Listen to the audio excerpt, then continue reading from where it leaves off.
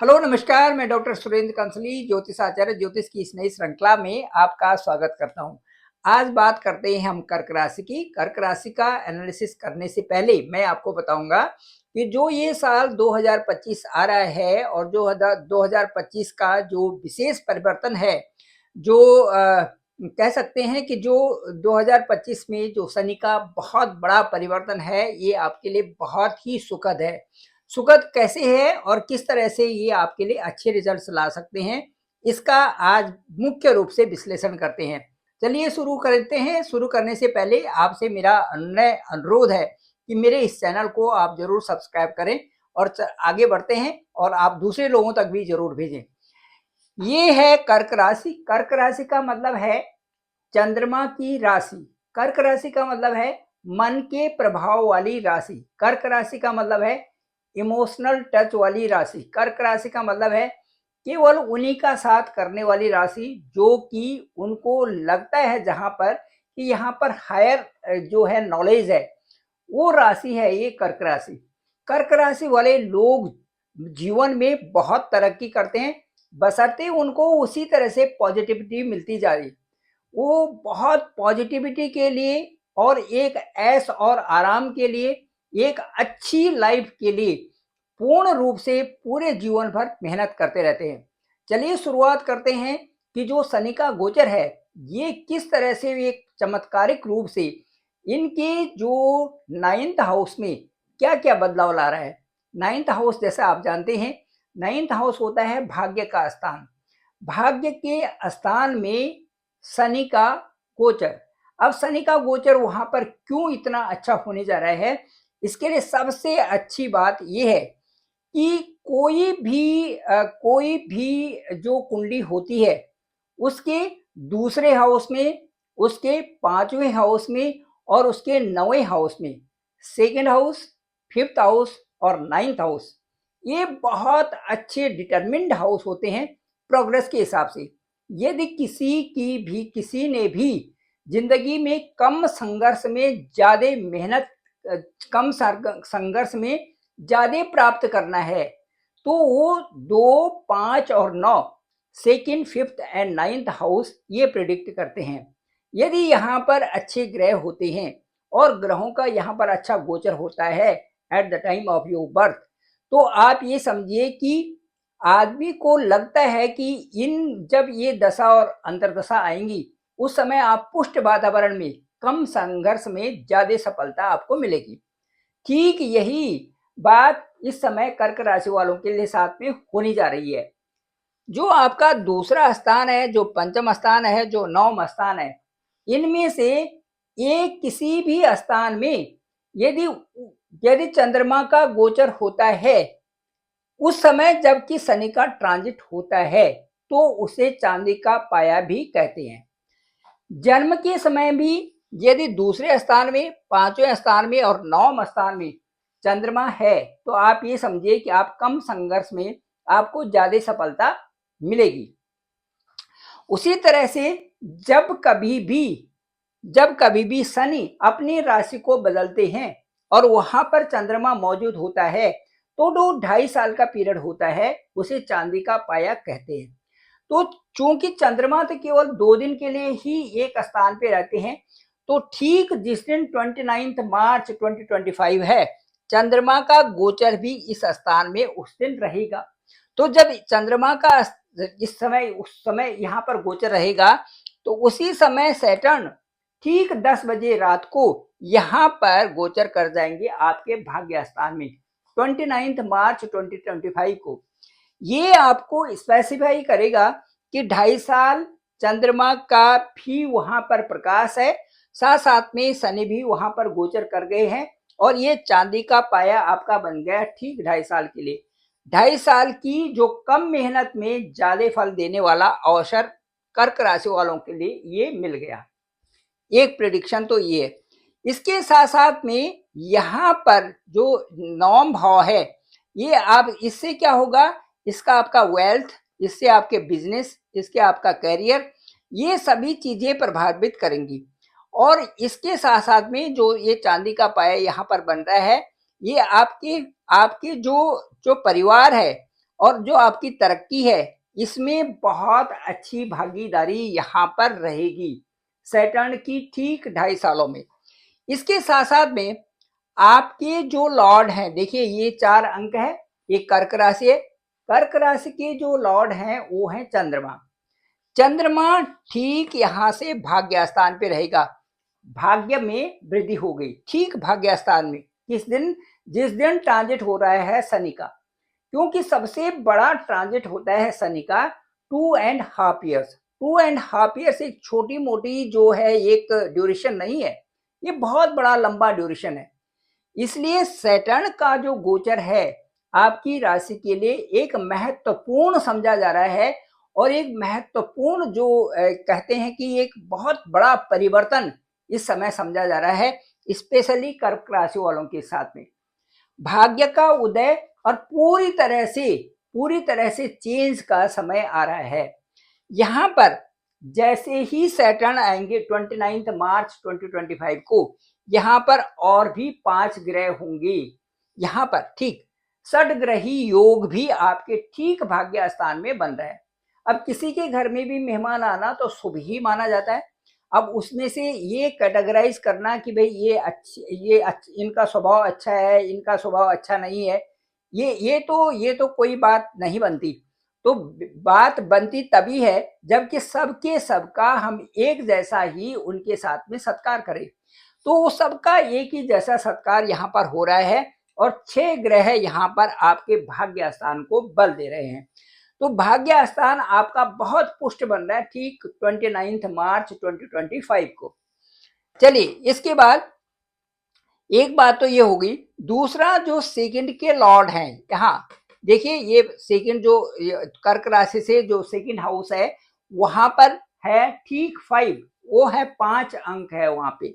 और 5 अंक के जो लॉर्ड हैं, 5 अंक के जो लॉर्ड हैं, यहाँ तो इनको कहेंगे हम धनेश, धनेश कहेंगे, क्योंकि धन स्थान है, ये धन का स्थान है, कुटुंब का स्थान है, वाणी का स्थान है। तो हम इसे कुटुंबेश भी कह सकते हैं, धनेश भी कह सकते हैं, धनेश भी कह सकते हैं, बाणेश भी कह सकते हैं। वाणी के स्थान का जो स्पीच, लॉर्ड ऑफ स्पीच भी कह सकते हैं, उस स्थान के लॉर्ड भी कह सकते हैं। तो ये जो स्पीच के लॉर्ड हैं, ये जो धन के लॉर्ड, वेल्थ के लॉर्ड हैं, ये जो आपके फैमिली के लॉर्ड हैं, कुटुंब के लॉर्ड हैं, वो हैं सूर्य, वो हैं सन। सन की स्थिति कहां पर है? ठीक इस स्थान पे होगी। यहां पर इस समय सन की स्थिति यहां पर बनी हुई है। ये 14 मार्च को ठीक यहां पर आ जाएंगे, 14 मार्च को आ जाएंगे आपके इस स्थान में, भाग्य स्थान में, जो कि भाग्य को, धनेश का ठीक भाग्य स्थान में बैठना बहुत बड़ी बात है। और धनेश जो है वो आप भाग्येश के परम मित्र है। धनेश भाग्येश के परम मित्र हैं, और धनेश यहाँ पर से आके भाग्येश के साथ में, जो भाग्य स्थान के लॉर्ड के साथ में, भाग्य स्थान के साथ में यहाँ पर आ रहे हैं। ठीक है, अब जब यहाँ भाग्य स्थान में धनेश आएंगे तो इनसे क्या होगी? ईश्वर की विशेष कृपा आपके साथ में बन रही है, और वो कृपा आपके साथ में भाग्य और धन दोनों को जोड़ करके आपको 2025 के लिए बहुत अच्छा आगे के लिए बना रहे हैं। ये क्या हो गया। उसके बाद जो सैटर्न है ये 29 मार्च को 10 बजे ठीक यहाँ पर आएंगे, और भाग्य से उनकी मुलाकात होगी। और जो ये सैटर्न है ये आपके सप्तमेश हैं और अष्टमेश हैं, सप्तमेश और अष्टमेश होकर के ये भाग्य स्थान पर आएंगे। तो जो सप्तमेश होते हैं, सप्तम स्थान होता है, ये हमारा दशम से दशम होता है। इसे हम बिजनेस का भी कहते हैं, इसको व्यापार का कहते हैं, इसको हम साझेदारी का कहते हैं, इसको हम पार्टनर का कहते हैं। इन सब में प्रोग्रेस होना स्वाभाविक है।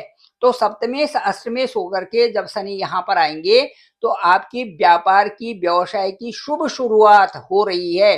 किसी न किसी तरह से आप एक नई शुरुआत की तरफ हैं, जो भी है, पर कुछ न कुछ वहां पर बढ़ने वाला है। या तो पुराना जो आपका बिजनेस चल रहा है उसमें वृद्धि हो रही है, या आप नई बिजनेस का शुरुआत कर रहे हैं, वहां पर आपकी वृद्धि हो रही है। इसके साथ साथ में जो ये स्थान है, इसको हम बॉस का भी कहते हैं, इसको हम पिता का भी कहते हैं, ये स्थान। और यहाँ से जो हम कर्म का स्थान, यहाँ से जब यात्रा शुरू होती है तो कर्म के स्थान में जाती है। तो ये जो आपको बड़ों का आशीर्वाद भी है, आपके बॉस का भी आशीर्वाद यहाँ से मिल रहा है, बहुत अच्छी ट्यूनिंग बन रही है, ये चीजें सब आपके साथ में हो रही है। अब इसमें जो आपका दसम से दसम ये स्थान है, ये आपको करियर में बहुत अच्छी प्रगति यहाँ पर देने के लिए शुभ समय है ये।